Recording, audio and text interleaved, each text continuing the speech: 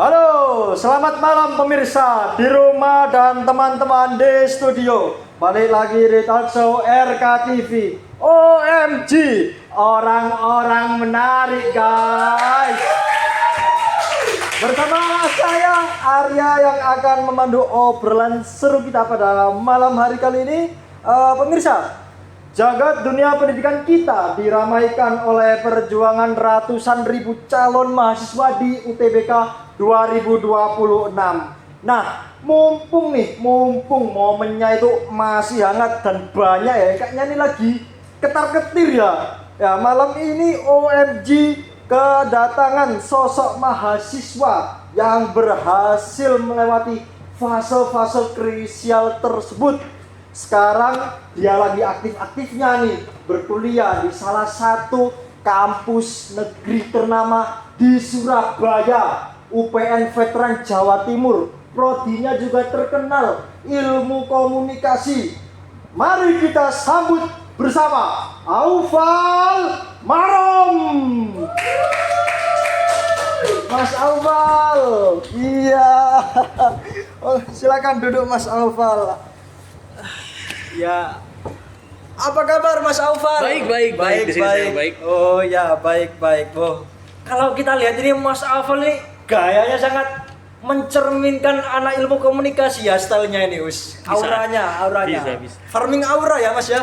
Farming aura. Farming aura, mantap sekali. Nah, ngomong-ngomong tentang UTBK ini, Aufal, UPN Jatim itu kan salah satu kampus negeri yang ternama kan ya. Apalagi ilmu komunikasi itu kan akreditasinya akan ya? Iya, benar. OA. Keren sekali. Nah, kalau diingat-ingat itu pasti banyak sekali ya yang daftar ke UTBK di UPN Jatim tentunya ya. Banyak. Jadi menurutmu itu serem nggak sih yang dibilang orang-orang di media sosial itu?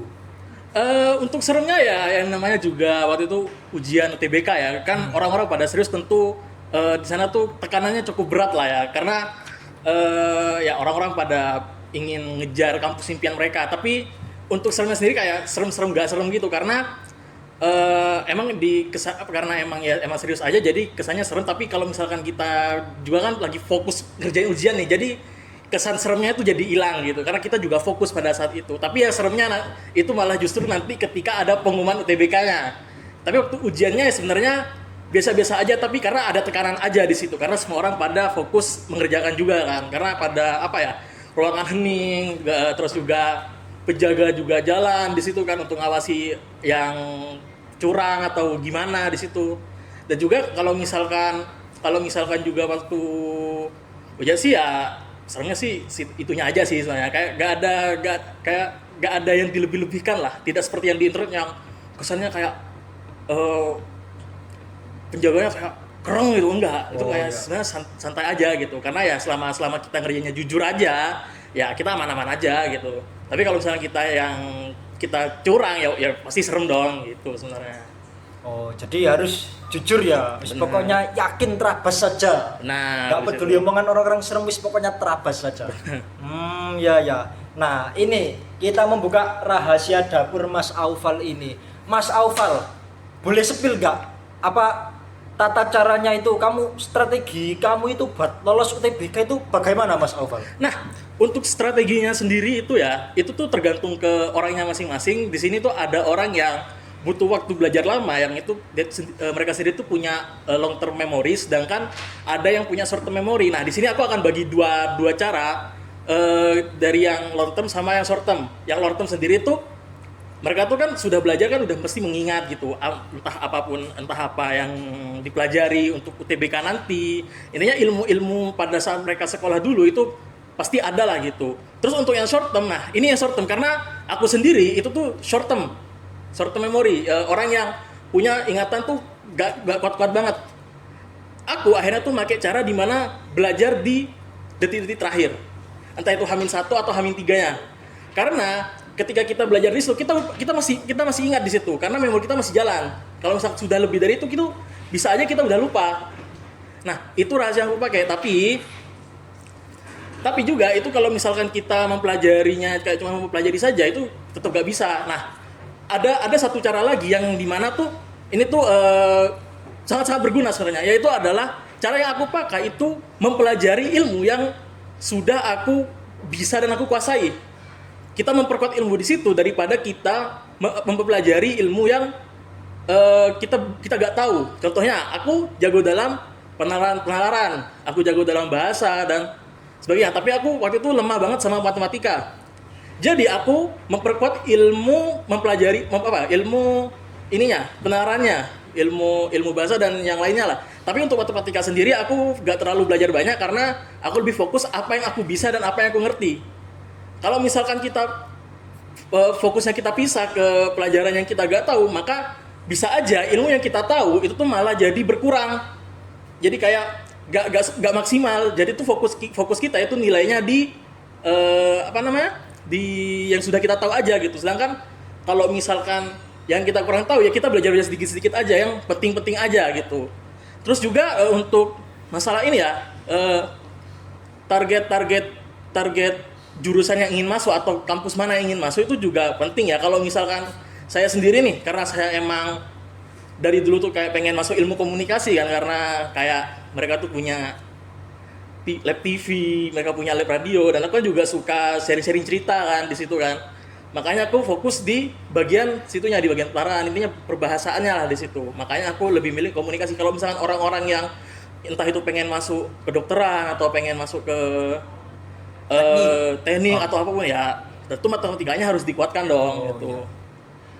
Dan juga untuk target nilai ya kita juga harus lihat dulu nih, kalau misalkan ternyata target nilai dari kampus tersebut itu tinggi malah atau cukup tinggi, ya kita harus belajar ekstra di situ gitu loh, terutama yang short term kan, karena mereka kan pasti mudah lupa dong materi yang sudah mereka pelajari. Tapi kalau misalkan orang yang pintar mengingat entah itu rumus atau apa ya, mereka dijamin mereka bisa lah gitu. Begitu kalau saya strategi untuk saya lolos ke UTBK. Itu pilihan pertama ilmu komunikasi UPN? Ya, itu aku pilihan pertama. Keren sekali pemirsa. Nah, catat ya, tanpa orang dalam, tanpa embel-embel kecurangan apapun, Mas Aufal bisa masuk ilmu komunikasi dengan cara yang jujur. Wah, luar biasa, tips yang sangat bagus. Nah, sekarang kita geser ke kehidupan kampus ya setelah lolos. Nah, ya, Aufal, di UPN itu motonya kalau nggak salah itu kampus apa namanya? Bela Negara. Ya, kampus Bela Negara. Nah, kampus Bela Negara itu sebenarnya bikin orang-orang penasaran. Nah, kuliah di sana itu apa semi militer atau bagaimana ya? Apa kalau misalnya anak Ilkom disuruh liputan atau tugas video itu sambil tiarap dibentak-bentak gitu atau bagaimana? Oh enggak, bukan. Oh, enggak ya. Kampus Bela Negara sendiri tuh kesannya kan juga kayak intinya kampus yang nasionalis banget lah. Gak sampai kita harus waktu ngeliputan atau bikin video atau waktu tugas pun kayak kita gak latihan militer juga, gak gitu. Tapi ya kampus Bela Negara gitu. Berarti kita membela negara dengan cara non fisik melalui belajar menjadi mahasiswa agent of change ya. Benar, di situ. Tapi Mas Aufal asli Surabaya bukan? Oh bukan, aku ngerantau. Aku aslinya aku tuh nyebrang pulau, Madura kebetulan. Oh, jadi dari luar pulau. Itu apa tesnya di mana? Di Trunojoyo? Ya, di UTM pada saat itu sebenarnya. Dari kotamu apa? Aku dari Sampang pada saat itu. Aku dari Sampang ke UTM ya, itu sekitaran 2 jaman lah dari kotaku. 2 jam, sangat hebat sekali perjuangannya. 2 jam demi masuk. Berarti kalau PP 4 jam demi masuk UPN teman-teman. Ilmu komunikasi UPN Veteran Jatim. BTW kalau Madura ini saya teringat satu tarian apa viral ini. Saya mau nunjukin, kira-kira bisa nggak? Oh, boleh. Baru ini saya belajar silakan. tarian viral ini. Kayak gimana? Namanya tarian penyeimbangan. Apa itu tarian penyeimbangan? Aku baru dengar malah.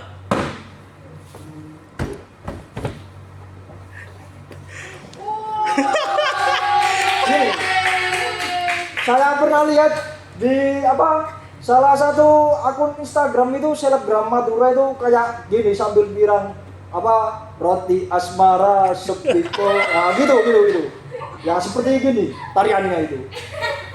Itu bisa nggak kayak gitu? Oh, nggak bisa, Oh, nggak bisa ya. Oh. Tapi itu sendiri itu bukan tarian Madura kebetulan. Oh, bukan ya? Bukan, itu cuman ada salah satu orang itu viral lah di sosial media, itu namanya Boger ya kalau nggak salah. Apa sih Jajan? Oh iya, terima kasih Jajan. Lanjut lagi ya tadi ya. Itu bukan tarian dari Madura, itu tarian orang viral aja gitu. Si Boger itu yang memviralkan tarian itu. Gitu. Berarti kos ya berarti ya. Ya, aku sendiri ngekos di sini. Nah, kalau kos ini sebenarnya tantangannya itu kayaknya homesick gak sih? Kayak misal keingat keluarga, teman atau mungkin MBG ya. Bini gue mungkin ada pacar atau orang yang tersayang gitu. Ingat gitu, kisah. Kisah ya. Iya. Untuk tantangannya sendiri ya, awal-awal masuk kuliah tuh untuk aku sendiri itu tuh beratnya tuh di awal karena kan kita yang biasanya sama keluarga jauh dari keluarga. Namun mungkin setelah kita masuk kuliah kan kita pasti kenal orang-orang baru. Kita punya teman baru di sini. Jadi kalau misalkan kita ngerasa sendirian, kita bisa minta ngajak teman kita untuk nongkrong. Apalagi kan di sini kan banyak kafe-kafe yang bagus kan di UPN di sekitar UPN. Nah, tapi juga untuk homesick sendiri, mungkin kalau misalnya kita mungkin sudah lama nggak pulang dari rumah, kita juga malah jadi kangen gitu. Tapi untuk aku sendiri ya sebenarnya tidak seberat itu juga, karena ujung-ujungnya kita mungkin akan fokus di kuliah kita fokus ngejar apa yang kita inginkan begitu.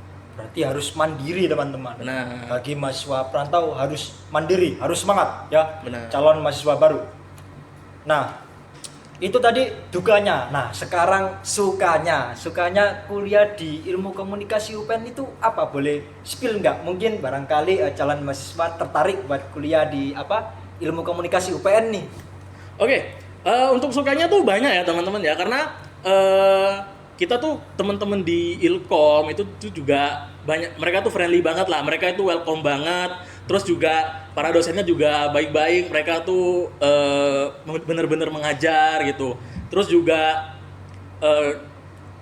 semacam kegiatan-kegiatan di kampus kayak lab-lab seperti itu tuh juga sangat-sangat membantu teman-teman, apalagi nanti kalau misalkan kita nih udah masuk dunia kerja kan, dan juga karena ilmu komunikasi ada lab TV dan lab radio dan sebagainya, tuh banyak banget lab di UPN teman-teman. Itu berguna banget untuk kita nanti masuk ke kuliah. Dan juga untuk masalah tempat nongkrong aman di sini banyak teman-teman gitu. Begitu ya. Kalau dengar pernyataan tadi, sepertinya saya jadi paham ya kenapa UPN itu khususnya jurusan ilmu komunikasi itu direbutkan oleh banyak calon mahasiswa. Tapi memang kreatif sih, tapi tetap terstruktur gitu. Kita nggak berasa ini kayaknya sudah mau di menit-menit akhir acara. Kira-kira Mas Aufal ada nggak pesan dan kesan untuk calon mahasiswa baru, mungkin wejangan atau nasihat? Oke, untuk adik-adik di rumah dan juga adik-adik yang di studio ini, kalau misalkan kalian ingin masuk kampus, kalian harus berusaha, kalian harus belajar, jangan sampai cara curang, karena kalian ini tuh anak-anak generasi muda yang dimana tuh masa depan bangsa lah. Kalau misalnya kalian kecurangan ya nggak akan berubah-ubah juga gitu. Makanya belajar untuk mendapatkan keinginan kalian, begitu. Oke, beri tepuk tangan untuk Aufal Marom. Keren banget. Iya. Jadi pemirsa, obrolan bersama Aufal Marom tadi membuktikan ya bahwa hasil yang manis itu selalu datang dari perjuangan dan persiapan yang matang dan mental yang tangguh. Mas Aufal ini rela PP 4 jam Sampang Bangkalan hanya untuk mengikuti ujian UTBK, untuk melanjutkan pendidikan beliau di masa depan. Ya, terima kasih banyak ya Mas Aufal telah berbagi mengenai pengalaman, sharing info di studio RK TV pada malam ini. Saya Arya beserta seluruh kerabat kerja OMG pamit undur diri. Tetaplah menjadi orang-orang yang menarik dan sampai jumpa minggu depan. Dadah.